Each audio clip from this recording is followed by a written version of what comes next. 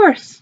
For my initial community issue, I chose to discuss how the movement of millennial generation into the workplace has been met with some resistance due to some of the very negative stereotypes that have been perpetuated in our society today. I decided to discuss this topic mainly because as I was growing up, I noticed many of these stereotypes, and I knew that they would eventually become a problem as I began to enter the workforce myself. I also noticed growing up that quite often many of these stereotypes of millennials being lazy, self-absorbed, and overall useless in the workplace were often not true in myself, my peers, and my peers' peers. I decided to discuss this problem mainly because I felt that many people didn't realize that it was a problem, and often just talking about it makes people more aware and puts us on the path to solving it for the future.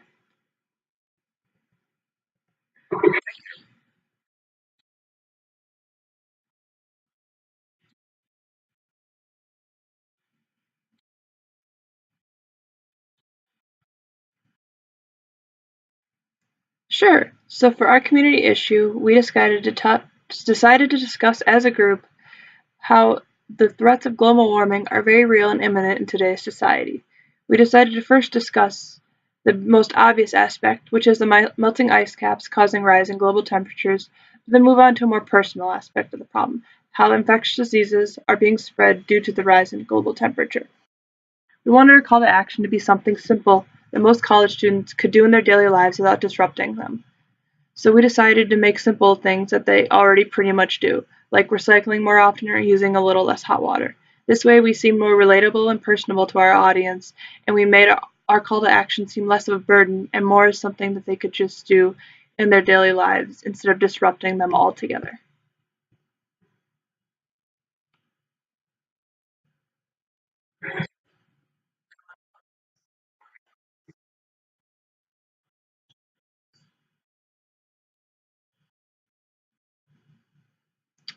I would have to say that I think that my partners would probably say that the most way that I could contribute to the group was best described by my ability to update the versions of our outline and keep the information concise and organized throughout our preparations for our speech.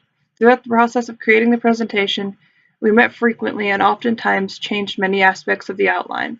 To make this simpler, we did this on one computer. It was mine. So, as a way to make sure that we were all on the same page, I often made sure that everyone's outlines were updated personally and that everyone's ideas were included in the final draft so that everyone was happy with the way the presentation would go. I felt that my ability to take everyone's ideas into consideration to create the best and most efficient outline for the project really helped us succeed in the overall final product as we presented it to the class.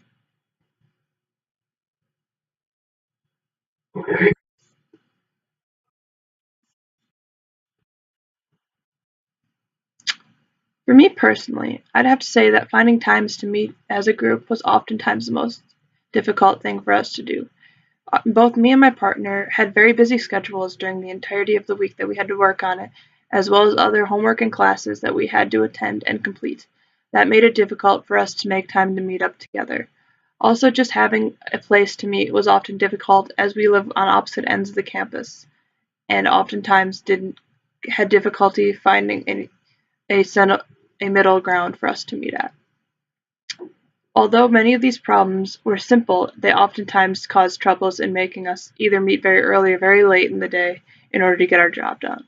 Overall, though, I would have to say that we met many of these problems without much resistance, and because we are both very driven and very committed to getting this project done on time and well done, we were able to complete it without much problem other than these.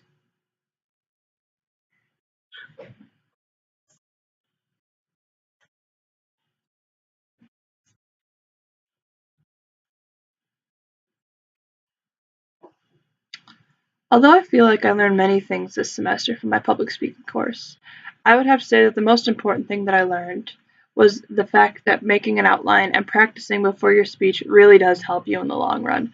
Prior to taking this course, I would oftentimes not practice my speech at all before giving it, causing myself much more anxiety and stress than I needed. Now that now that I'm able to make these changes, I'm able to feel more comfortable when I give my speech. That is probably the greatest thing that I've learned.